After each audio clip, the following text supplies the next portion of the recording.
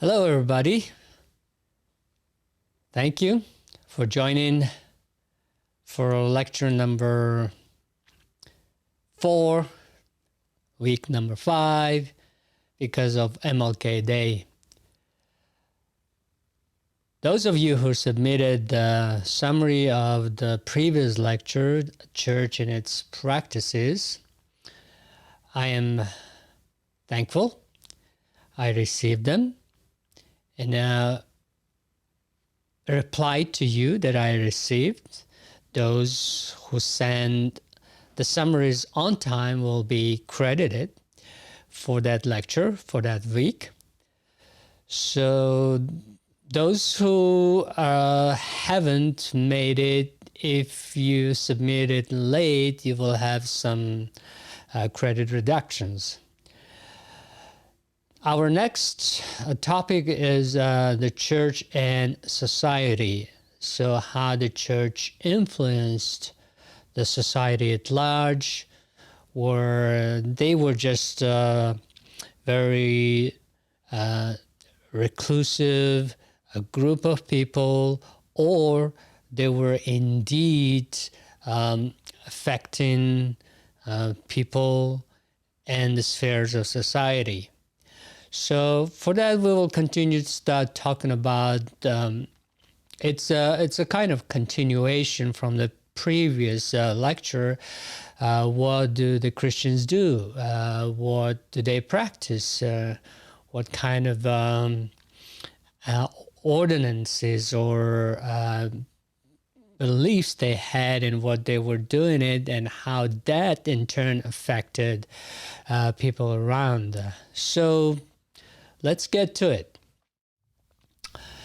We talked about confession, that Christians were sincerely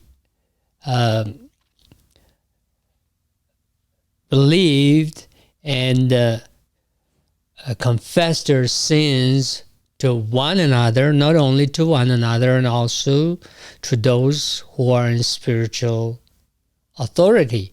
So in doing so, they were relieved of the guilt, and at the same time they were receiving this desire or will to be a good person, to become a better citizen, and to obey the laws of the land. So this obviously will have a very positive effect to the society. When the Christians were meant to practice a holy, righteous life, they really had a positive and good influence to people around them. So that's definitely something that we need to take into our consideration, that they were not just only concerned of their private religious beliefs, but they also were practicing that. So the confession, when they really confessed that they were doing wrong and that they clear their conscience, now they have a renewed spirit, a renewed desire to become a better person. Also, we talked about the communion, and the communion, of course, meant to for Christians to remember Jesus' death and the resurrection. Every time they gathered together, every time they partake of the bread and of the wine, they were really confessing, they were really proclaiming that Jesus did indeed come, and Jesus did indeed died on a cross, indeed gave his life so that we can have a forgiveness from the holy God, from the holy and righteous God. That means our sins are forgiven. That means those who come together and take communion, they're knit together, they become not only members of the same church, but also they become a real family of God. So in doing so, they're uh, kind of united. So their collective efforts to strive for better society, strive for good life, for more righteous life, also had were, so to speak, amplified. So not only a Christian here, a Christian there, a family here or there, now they come together and joined through this practice of communion. Now they have become a bigger body. Now they have a more influence. Now they have a better not only witness to the people who knew them, but also they have a collective power, collective witness, that they can be good citizens. They can help each other. They can carry each other's burden. They can help each other together, especially those who are in need, the widows, the children, and the elderly. So also their practice of baptism at the same way, when they were committed to follow the Christ, their Savior, now they're kind of get more closer to each other, more they have this a sense of belonging to a certain a church, to a certain group of people. Now they're not there by themselves, but they have this bigger sense of community. So once they all come together and worship, they read the Bible, and when they strive to work together, now the collective influence on the society at large was very, very noticeable. So not only they started just doing their own Christian activities inside their own little houses or places of worship, it spilled over to the society.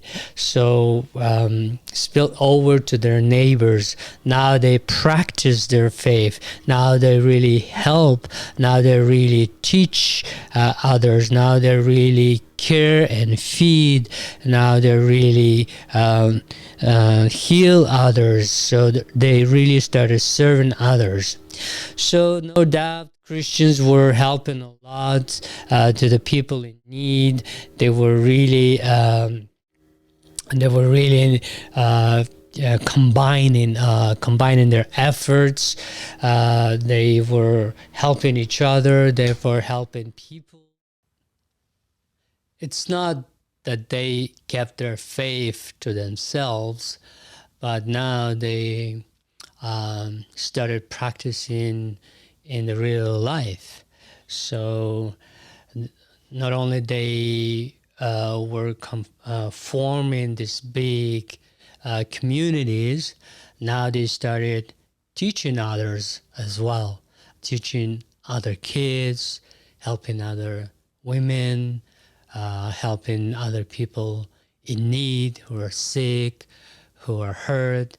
So that's, in a sense, the Christian influence to the society at large was always proportionate from the freedom that they had to worship their God and to practice their beliefs. The more freedom they had, the bigger the influence, for the bigger they were becoming, the more people forming this community, coming to these churches, the more power collectively and the more influence they had. So eventually they started spilling over to the government, to the law, to the science of medicine, to the physical science, and in every area of life. So everything started from the genuine faith the Christians practiced and personally in their homes. But when it comes together, when they come together, they form these larger communities. In the beginning, when the Roman society did not accept them, instead they accused Christians in the conspiracy to burn the city of Rome. They were marginalized and they were systematically persecuted, and they were, arrested. Their properties were confiscated. They were massacred. They were killed in large numbers, and they were used to entertain the people, elites, the Romans. But nevertheless, when with the Emperor Constantine, we talked about that when the empire-wide persecution stopped, and with the Edict of Milan, when all religious groups had this freedom, were free to practice their religions. Obviously, Christians emerged as winners. Now they have not only those who survived these harsh persecutions were deemed to be heroes, and they had also had much more influence on the people around them.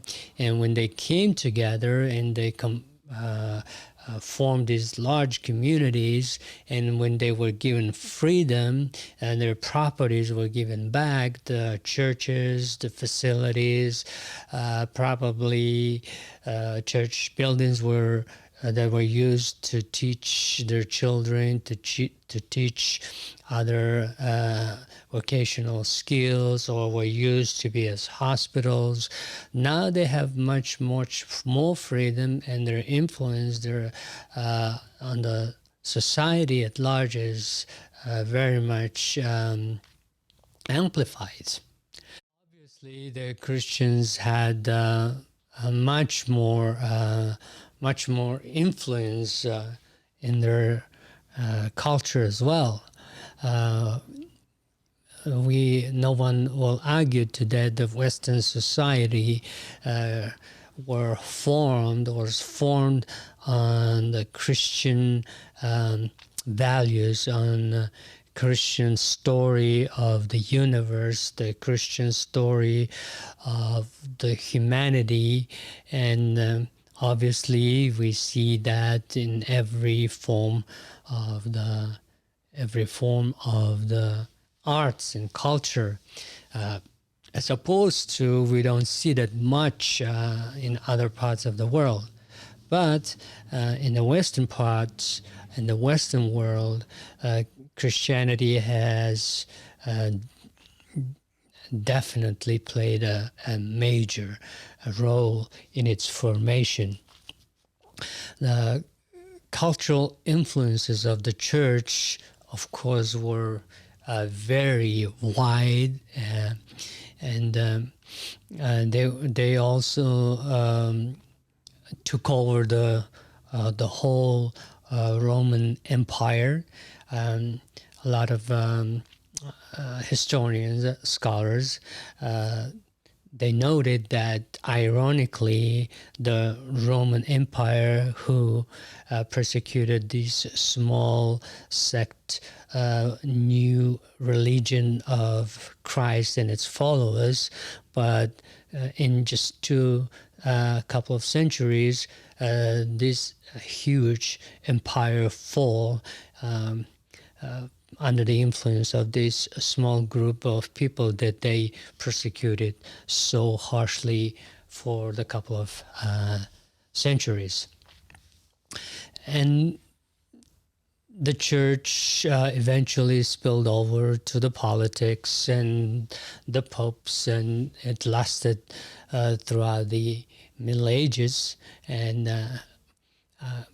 now we can see these huge cathedrals that were dedicated to all these novelties, to all these kings and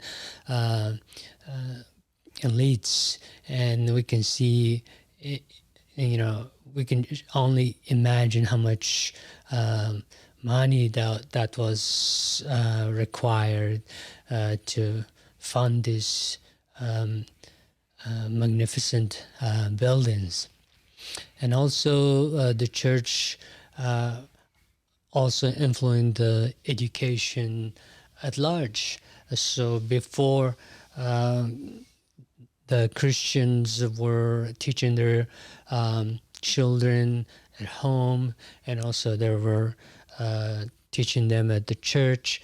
Now it's influenced and started having schools around the society, and eventually it grew into huge big universities that were founded by the churches at the time. And many historians state that the universities and cathedral schools were a contribution of the interest in learning promoted by monasteries. So in the early days, when the churches were kind of marginalized, they were forming these separate communities in the beginning in the desert, and then later they were had a little more freedom. Now they have these monasteries led by these fathers and mothers, and then the group of people were dedicated their lives, and they lived and served God, and which they had all the time to learn. So all this learning, all this literacy, all this desire to learn new things were passed down the generations, and now they have this influence on the society at large.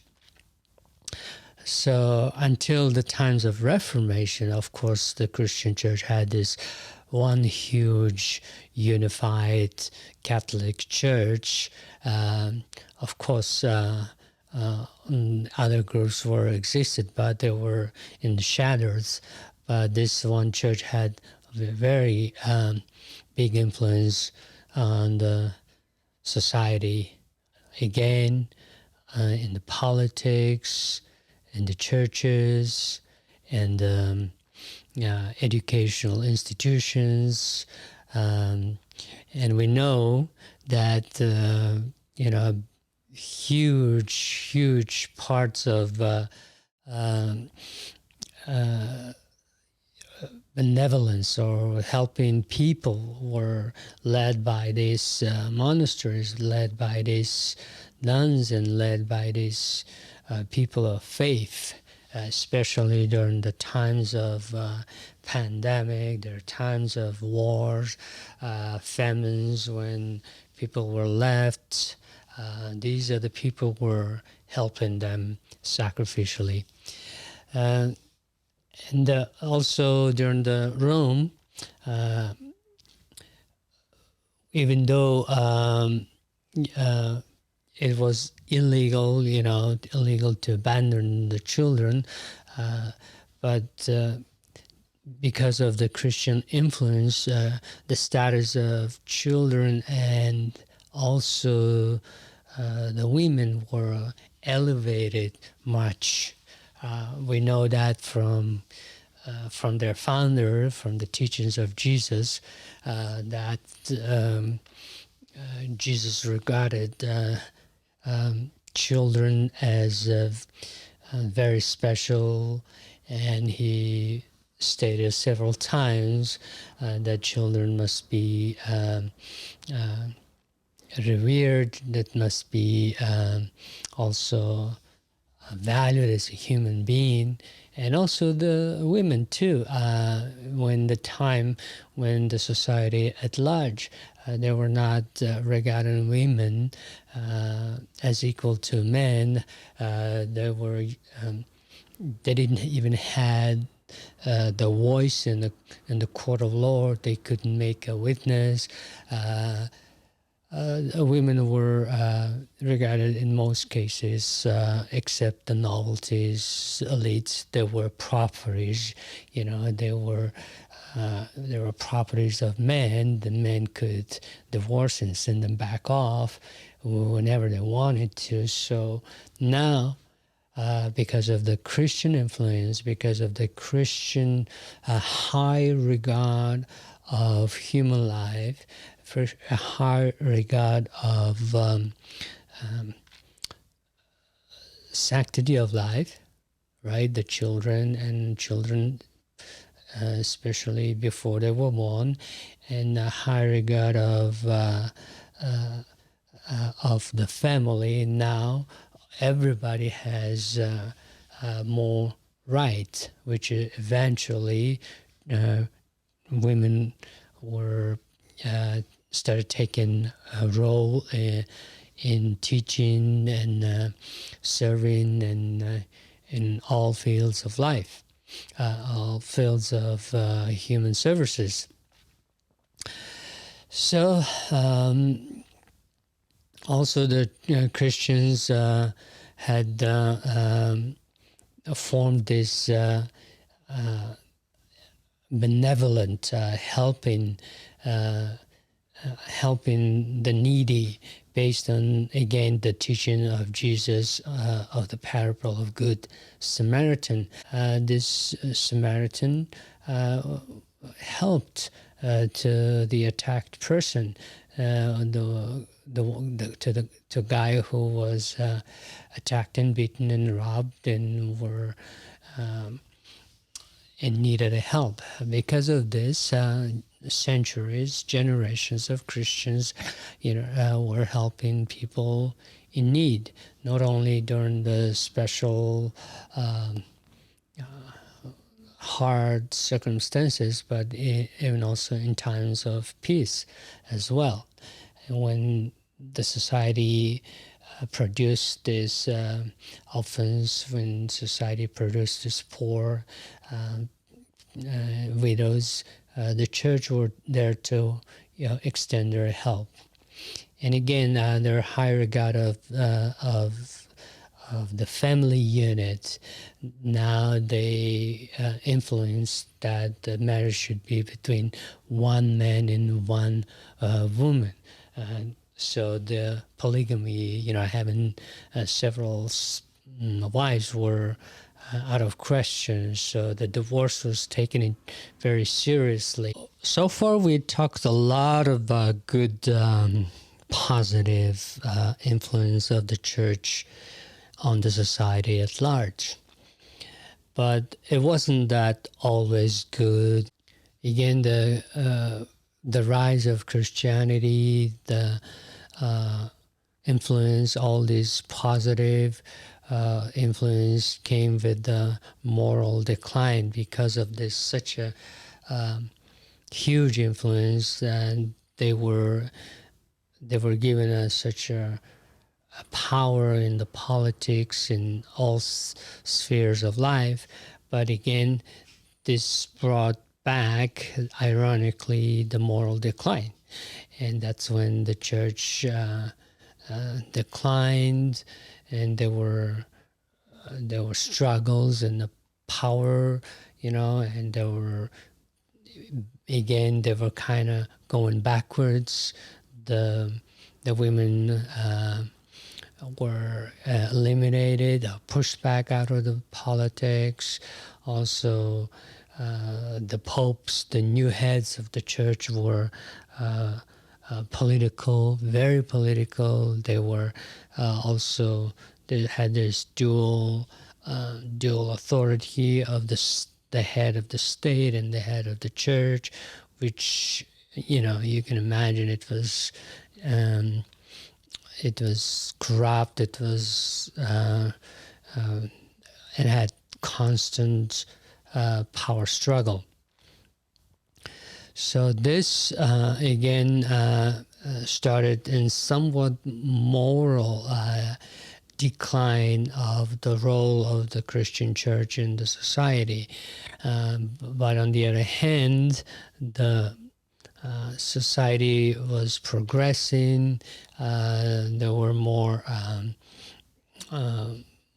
the natural sciences were taking place, even though there were very noticeable people who would have a lot of influence on science and all these big musicians and authors. And so I just wanted to summarize on the role of Christian church and society at large.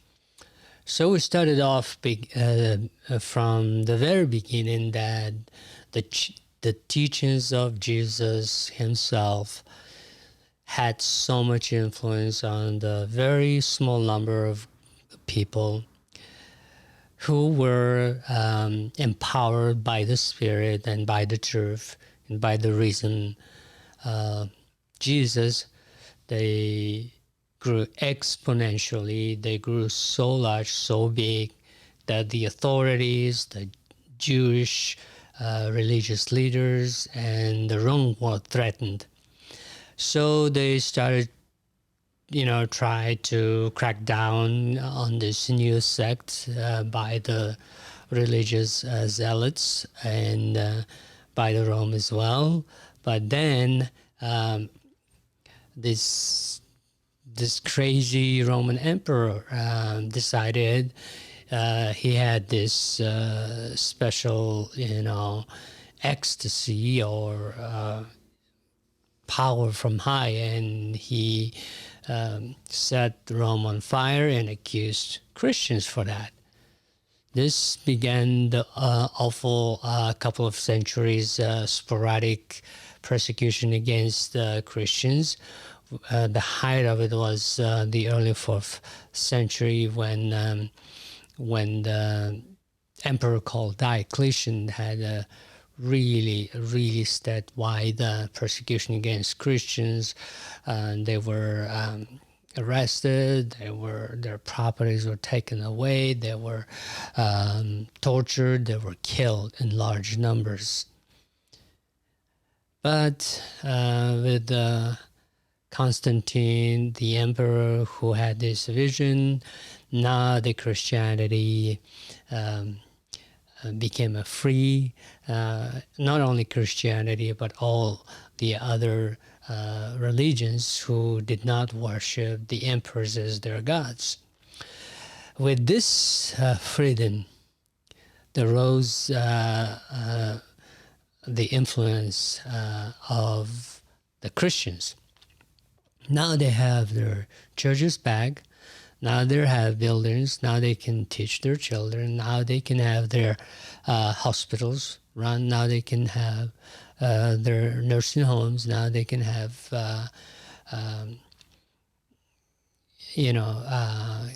places to care for the needy, for the poor, for the sick, for the widows, for the orphans.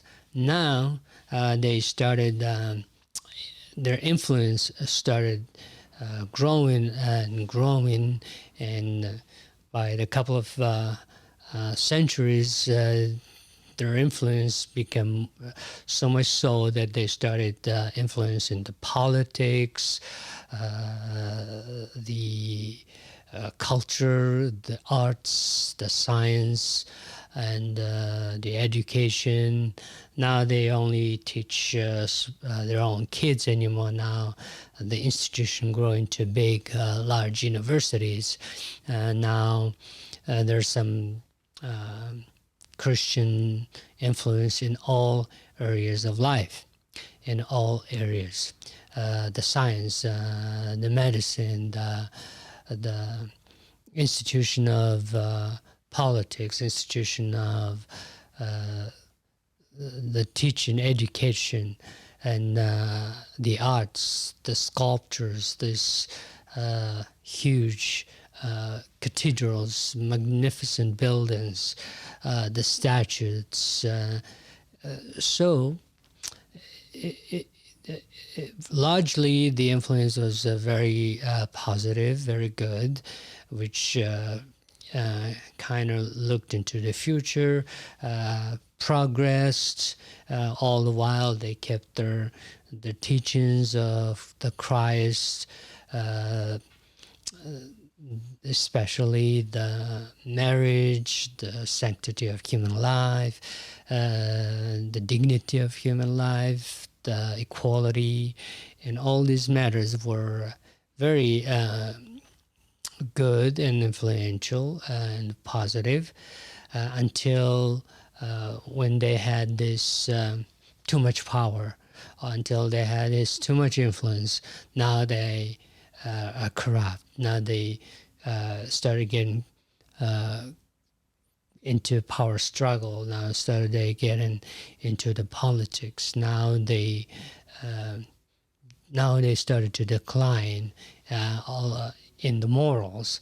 But on the other hand, they started continue to grow throughout the Middle Ages and the early Renaissance era, when they were started having big names like big names in arts and music and the culture and the sculpture and the politics and the movements, the missionary movements.